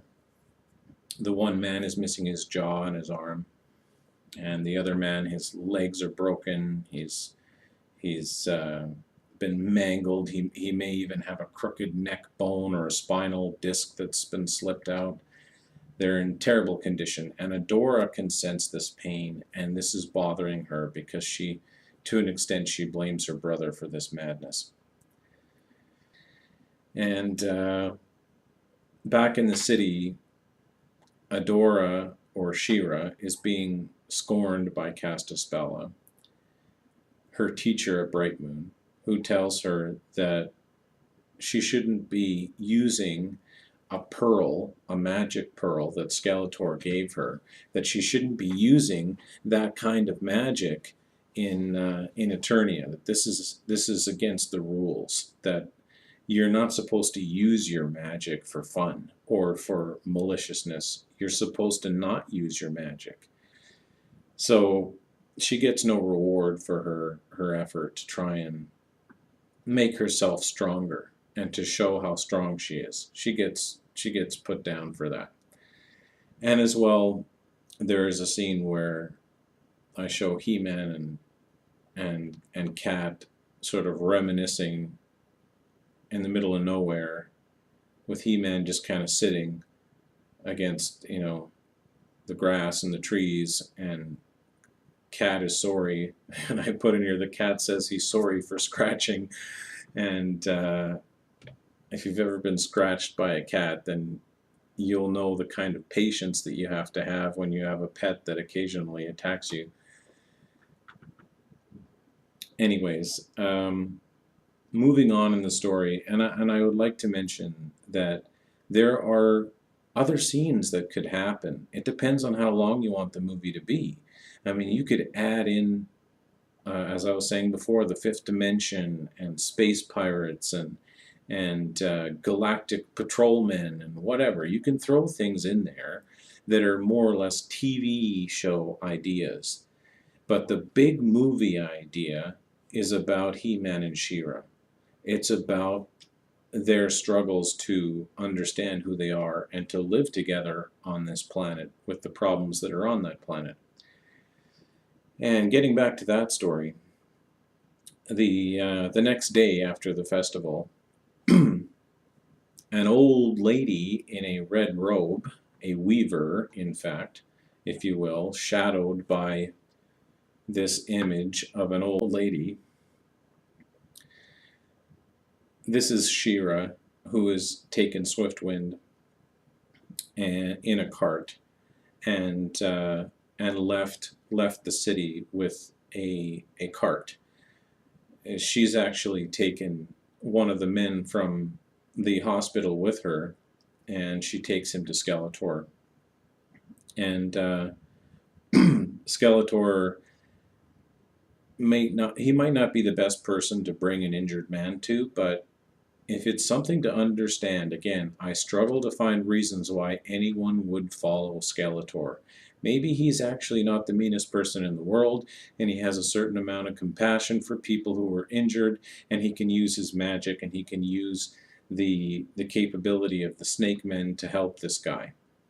And that particularly when She-Ra brings this injured man to Snake Mountain, she explains that there was another man who was injured, but he wouldn't go with her. I'm going to lose my voice. Anyways, there's a scene that will ultimately be the climax of this movie. And it's sort of a big deal.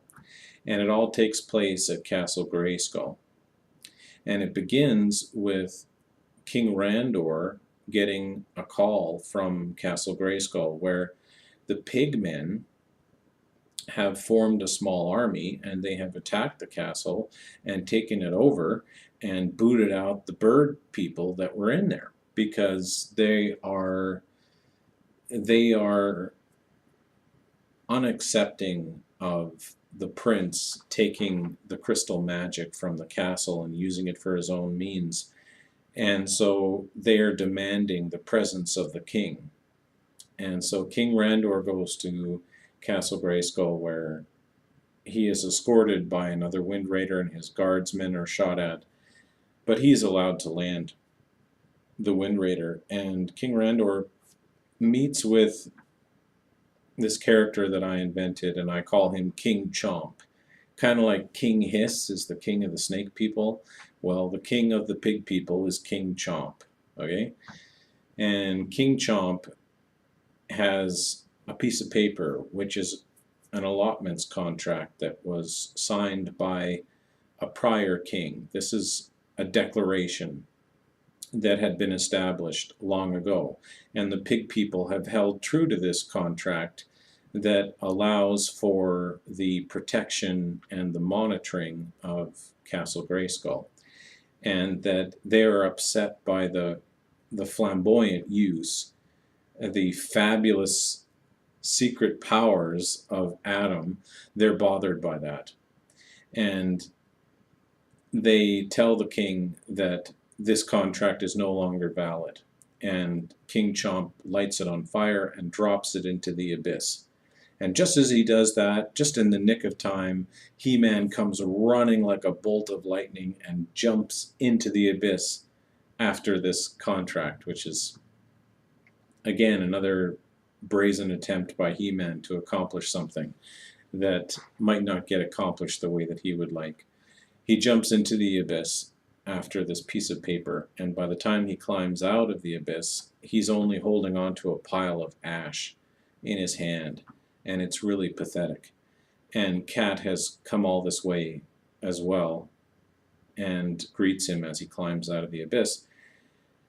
And the King Chomp character proclaims that this is a good example of why you don't abuse the magic rock of this castle. That this childishness of Adam or He-Man, this childishness of He-Man is out of control. And he even says that we need to be careful what we do in the Bright Lands because the dragons may come and invade our land. That the dragons may actually be watching what's going on and they might not like what we're doing. And, you know, this sort of ultimate problem that we need to behave ourselves or dragons will come and devour us in their might. And he tells this to King Randor as though it's really Randor's problem. And He-Man says that he only wanted to make his father proud of him and that he feels sorry for this and he should never have taken the sword from Castle Grayskull, that he hasn't really accomplished anything with it. He hasn't done anything so far. Maybe in the future as He-Man he will accomplish many great things, but at this point in time he hasn't really accomplished anything than to embarrass himself. And so he says, I'm sorry, I should never have taken the sword from Grayskull. at which point She-Ra shows up, even though most people have no idea who She-Ra is. She shows up and she says, "So you admit that you should never be king." And this is her little problem with her brother, that she doesn't think he's a very good king, potentially. And they have a fight. And I wanted there to be a great battle between He-Man and She-Ra. And I know this has been done a lot in comics and superheroes, like you have Batman and Superman fighting each other for no reason, or you have to try and find a reason, like why would they fight each other? Well, who knows? These two, I think, have a reason to fight each other.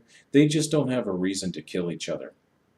They're brother and sister, and ultimately, no matter how much they fight each other, no matter how vicious that is, where they're casting fire and ice and I had a scene where He-Man would crack into the earth and pick up a boulder from under the soil and throw it at She-Ra, and she could avoid this by building a wall of ice. And anyways, there's this great magical battle between He-Man and She-Ra. And that is a visual feast that I have trouble creating in my 3D models or even drawing it on paper. My ability to draw by hand is just not at the level that I would need someone like Ralph McQuarrie, who did storyboards for George Lucas when he did Star Wars. I need a great artist to come in and depict the battle between He-Man and She-Ra and how that would work out.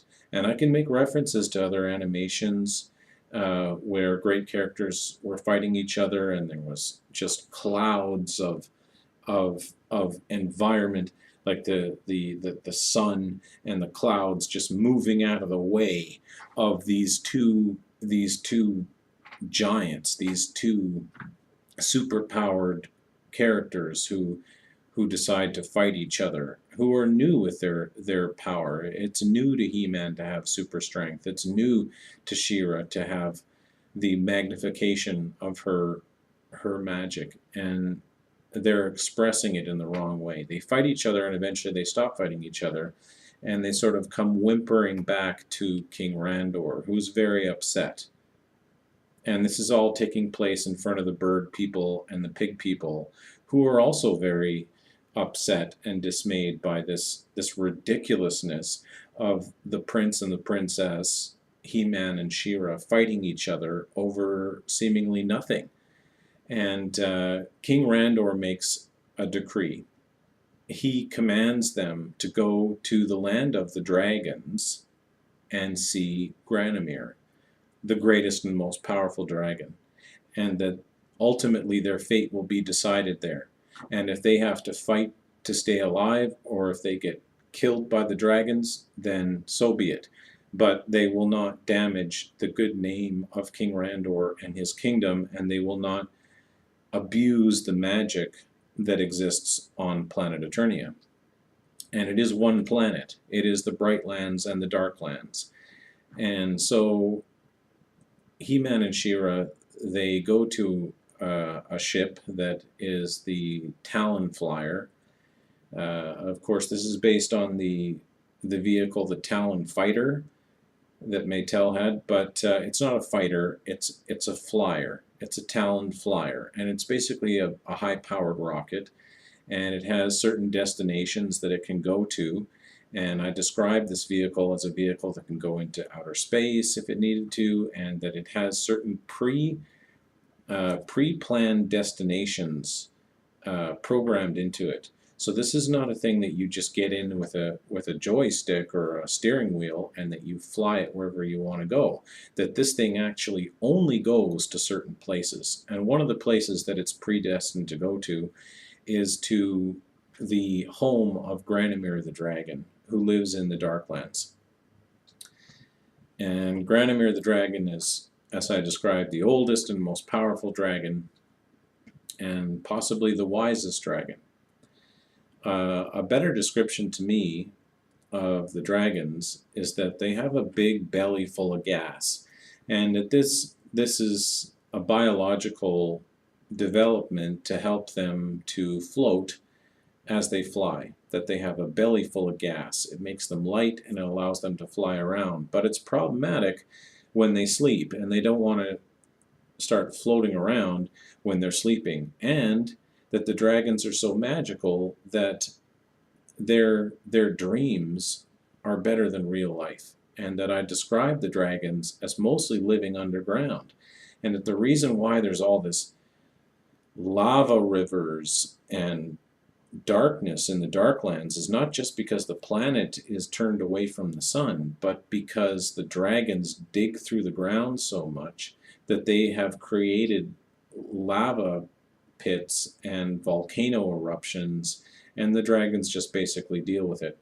But that they find little holes in the ground where they sleep, and they spend most of their life sleeping, because the dream of dragons is better than real life, which is a line that I'll keep saying.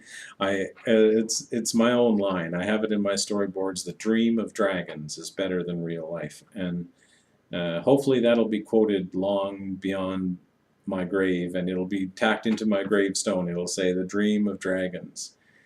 Anyways, so He-Man and She-Ra go to see Granomir, who's very upset that they've woken him up. He's probably been sleeping for 50 years.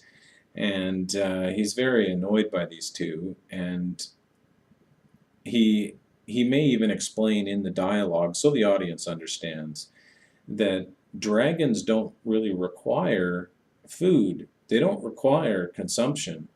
They are magical enough creatures that they can spend a long time sleeping, almost like hibernation, if you will, and that they don't really need to eat, but that he could eat them if he wanted to. He-Man and She-Ra, they try to explain to Granomir why they're there, that they've been sent there because their father, the king, has commanded that they not come back until they've settled their problem, and that they seek his help. And Granomir, not really understanding what the heck their problem is, will watch as He-Man and She-Ra almost start fighting again. And Granomir stops them. And he tells them that he has the magic to turn them back into Adam and Adora. That this is the light switch that you can flip to turn back into Adam and Adora. That he can do that. But he likes them the way that they are. And he tells them that they'll do just fine as long as they work together and they go back to Eternia and they protect the land from the problems in Eternia that are the kingdom's problems, and that the people will like them if they get along and they don't fight each other and they work together and become the guardians of Eternia. And they promise that they will do this. I even wrote in my storyboards that He-Man and She-Ra would practically beg Granomir to turn them back into Adam and Adora, that they feel that this has caused them a problem, that they didn't necessarily ask for this superpower for the rest of their life, that this was a somewhat childish thing that they've done, and they feel it's causing them a lot of problems, and they want to be back to normal. They want to be Adam and Adora again, but Granomir refuses to do this, to use his great magic. So we don't really see Granomir's magic. And he sends Adam and Adora back to the kingdom to behave themselves and to work together, and by Adam and Adora, I mean He-Man and She-Ra. The titles on Eternia are something to understand. I hope this maybe could come out in the dialogue of the movie, that on Eternia, people may be born with a certain name. Your parents might name you Bob or Fred or Bill or whatever, but if you achieve something in your life in the bright lands of Eternia, then you can call yourself something great. You can be He-Man or She-Ra. Just like a couple of characters that we will see being put together at the end of this movie, Ram Man and Trapjaw, who have developed a new name, a new title. Maybe they had a different name at one point in time. Maybe they were, you know, and I'm thinking of various toy card backs that describe, the bios of characters. I don't really care about that. It's not important. But to tell a story and to understand that you have a character called Ram Man who can ram things because now that he's lost his legs in this terrible accident, he now has hydraulic legs and he has a big mounted shoulder piece that holds his neck in place, kind of like a brace, because he may have slipped a disc out of his spine. And so he's like he's like a robot man. And likewise, Trapjaw, who has been put together by the snake people, and now he has a mechanical arm, and he has an overemphasized and well-built metal jaw. And the important thing with these two characters is that they have both suffered a horrible, terrible thing has happened to them, but Ram Man is now the best friend of He-Man. He will do anything for He-Man. And Trapjaw is now a bitter enemy of He-Man and wants him dead. And this is near the end of the movie. But also in this final musical sequence at the end of the movie, when He-Man and She-Ra come back to Eternia, they meet with Randor, who makes a new allotments contract, and this allotments contract is delivered by He-Man and She-Ra to the various places around the Brightlands. They take this contract to the pigmen and say, here, there's a new allotments contract, and it says that He-Man and She-Ra are not the rulers, the royal rulers of Eternia. They are the defenders of Eternia, and they are servants of the people. They are there to protect the people in the land, and they will do everything they can to protect the Brightlands of Eternia, and they will work together instead of fighting each other, hopefully. And they deliver this contract to the mermen who live in the city of Atlantica, which is deep underwater. And they deliver this contract to various places around Eternia, and eventually they deliver this contract to Skeletor to let him know that these two are working together, which doesn't need to have any dialogue. It's a very emotionally expressive scene to have Adam and Adora, essentially, He-Man and She-Ra, are together rather than Skeletor creating this division where he may have actually planted the seed that made She-Ra attack her brother. And this isn't working anymore. These two are together and they're brother and sister, and nothing can stop them. And they go and bring this allotments contract to Skeletor at Snake Mountain, who has only the ability to accept this contract and say nothing. And then throughout this musical sequence at the end of the movie, He-Man and She-Ra can be seen traveling the Brightlands together, and they are basically one. This duality of He-Man and She-Ra is now, it's a unity. They're not fighting each other, they're working together.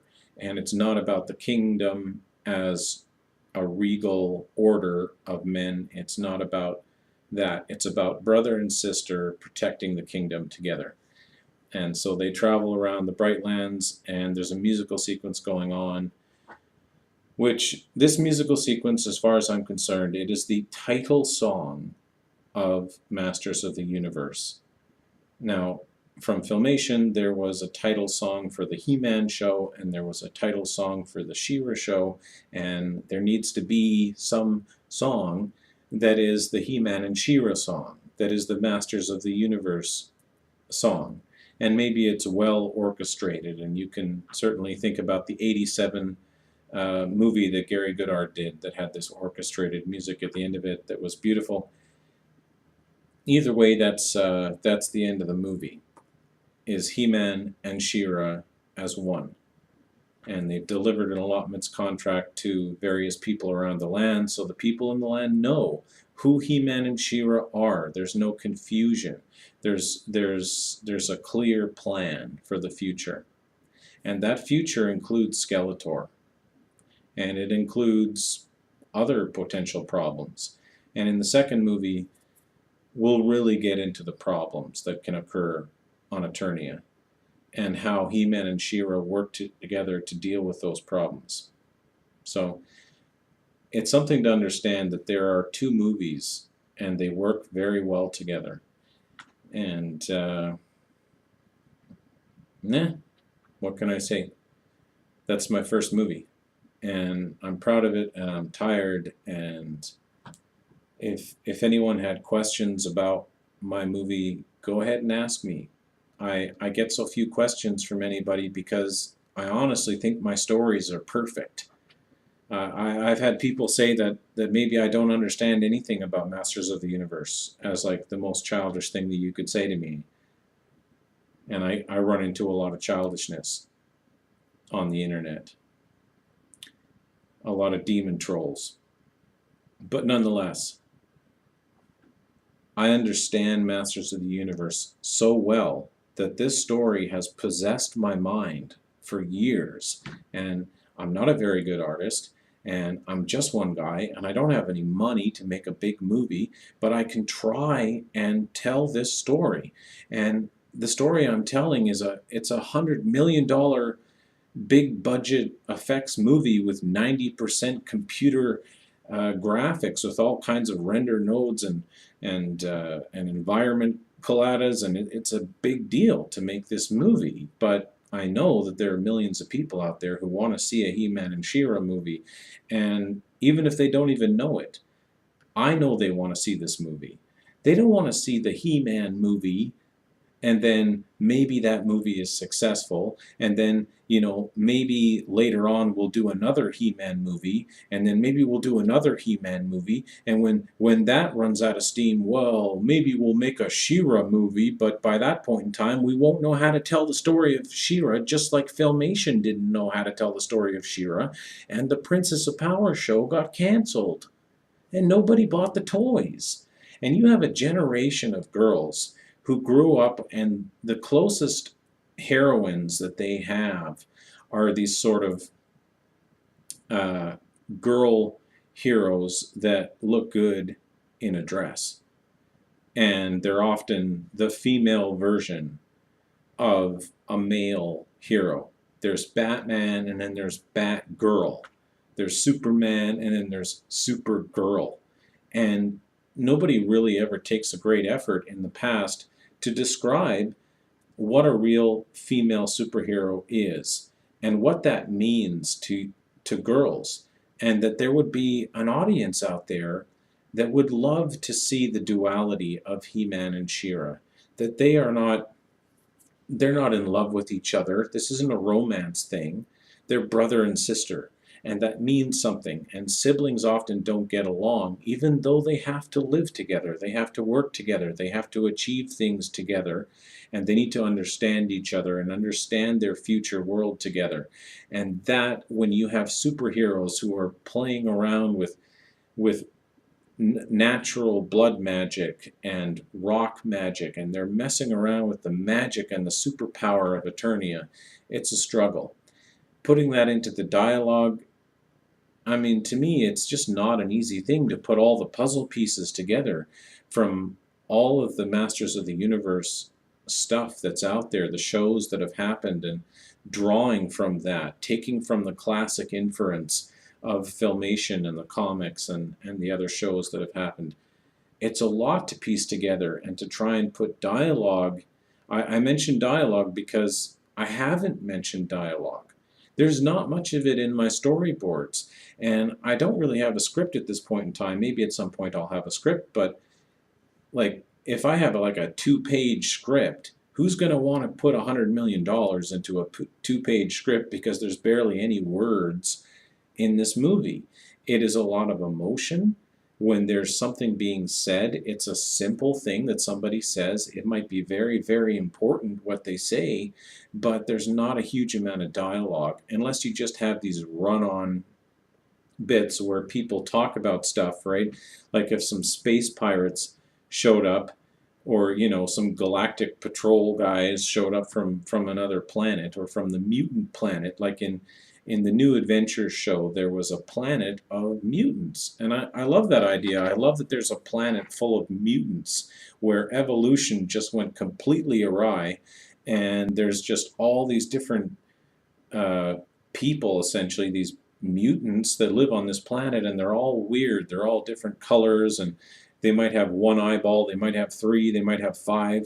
There's all these mutants on that planet, and that there's probably a galactic patrol of these sort of altruistic, space cops that fly around from planet to planet and say, "How's your planet doing? We thought we'd check in," or something. That kind of stuff is actually very TV material. And I want to be clear about something, that my first and second movie are a complete story of the Masters of the Universe. And it has a beginning where Adam and Adora have not become anything or have not accomplished anything in their life. They have no title. And then it ends at the very end with a full circle. We come to the end. There is a fruition there. There is an omega. There's an end to this story, which I'll get into with the second movie. But a TV show about Masters of the Universe would take place in the timeline between the two movies. So at the end of the first movie, you have the creation of He-Man and She-Ra. You have this world now where He-Man and She-Ra exist, and Ram-Man and Trapjaw exist, and Bo and Teela and Glimmer and Castaspella and the Men-at-Arms, and all of these characters that you need for a TV show, they now exist. Now, you don't have to make a TV show right after you make the first movie. You can make the first movie, then make the second movie, and then make a TV show that takes place in that timeline. I hope that's clear, because the second movie is going to come to an end. There's not going to be much room for a third movie. I mean, if you had all the money and the time in the world, you could make a third movie, but it just wouldn't be the complete story. It's kind of like Shakespeare had said, that after your characters die or get married, your audience will no longer follow your story. And that's your main characters. The idea that you'd have a story that's like the next generation or something, or it's the children of the characters that you fell in love with, your main characters in your story. When your main characters die or they get married and go off into happy marriage land, your audience will not follow the story anymore. They won't care about your main characters after they get married and go on their honeymoon. They won't care anymore, which is why Superman was always struggling to figure things out with Lois Lane, because as soon as they get married, man, nobody's even going to care about Superman anymore. They're not going to care. They're going to like, oh, geez, those two are kissing over there again. Oh, man, they're married. That's just cute. Well, there is an end to my second movie, and that is a complete story. And it is what I want for Masters of the Universe, and I know there's people out there who want that. Filmation gave us a random chaos with 7 or 8 different writers, all who not necessarily even talking to each other. Like in this episode, He-Man can pick up a rock and it's heavy, and in another episode he can push the moon, and and She-Ra, she has this sword, but what is this little girl in hooker boots gonna do with a sword? And it's like, she turns it into stuff all the time, and that's a form of magic. And Filmation made it so that the sword itself was magic. Well, why doesn't He-Man's sword turn into a golf club or a surfboard or something. Like He-Man whips out his sword and he's like, sword to crowbar or something. And it's like, what? And you have these continuity problems all throughout Filmation, all throughout the history, the Bible of Masters of the Universe. And I'm so tired of Bible thumpers out there. You know, you have the Jesus Bible, and I'd hate to say bad things about the Bible, but you know, it's a 2,000-year-old book that is filled with continuity problems if you actually read it. The sad thing is most people don't read it. Most people just hold on to the book and they say, this is the word of Jesus and God and forever, and it's like, what? And 2,000 years later, it's like, why don't we write a new book, you know? And I'm just asking the question here, why don't we write a new Masters of the Universe that has a beginning and an end, and you take all the elements and all the puzzle pieces throughout the past and put it together? And Lou Schreiber is dead, and I wish I could ask him what he thinks about the symbolisms like the Iron Cross and what have you. I wish I could ask these questions of what was the plan, what was the idea from the beginning, and then years into it, what was the plan at that point in time, what were the regrets, what did you wish you'd done differently? Well, this story is it. This story is the complete story of Masters of the Universe. And when I run it past people who are professional, they all agree with me. And they all warn me that my biggest problem in getting these movies out there is getting people to agree with me. Because you're up against the Bible thumpers. You're up against these people that are going to say, you know, that's not the way it was done in the original show. That's not the way it was done. And it's like, so? So? That was 30 years ago. Anyways, I'm hoping that the Hollywood goons don't get a hold of Masters of the Universe in the near future and turn it into thug life and climate change and CIA propaganda and DARPA recruitment and neoliberal feminism and all the agendas that they push into movies now that didn't exist 30 years ago when Masters of the Universe was created.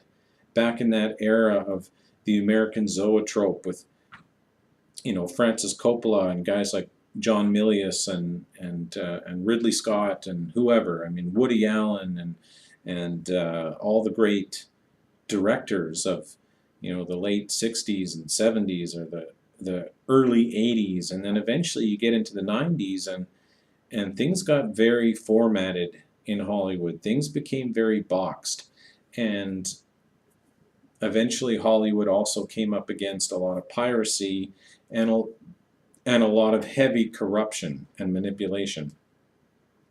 And I just don't trust the goons in Hollywood. I don't trust them to make a Masters of the Universe movie. They'll probably put Leonardo DiCaprio in there and he'll have script approval. Like, I'm sorry, I don't want to watch that movie. I want to watch this movie. So that's about all I have to say about that. Hopefully that makes sense. And sorry if I ramble or if this took a long time. Thanks for listening.